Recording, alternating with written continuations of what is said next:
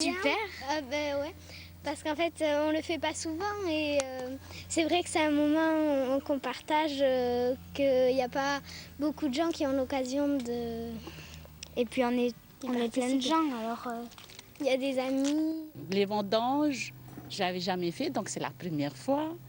Il faut apprendre comment les couper, qu'est-ce qu'il faut enlever. Sur le domaine Saint-Cernin, plus de 200 000 bouteilles sont commercialisées chaque année. S'adapter au goût du consommateur tout en gardant les particularités de son vin, c'est le véritable challenge du vigneron. Lors de la vinification, Heifara goûte et regoute son prochain vin.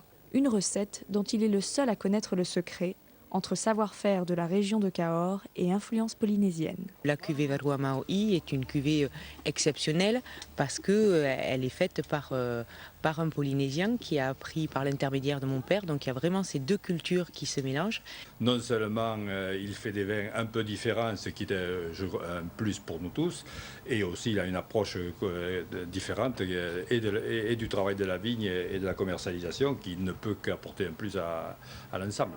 Une fois la récolte terminée, tous les jeunes vendangeurs se retrouvent pour une fête polynésienne au château. À la fois fruité et convivial, le vin de Cahors Mana est le reflet de l'âme de la culture polynésienne. Nul doute qu'il saura être apprécié des Tahitiens et qui sait, peut-être même des Américains ou encore des Chinois.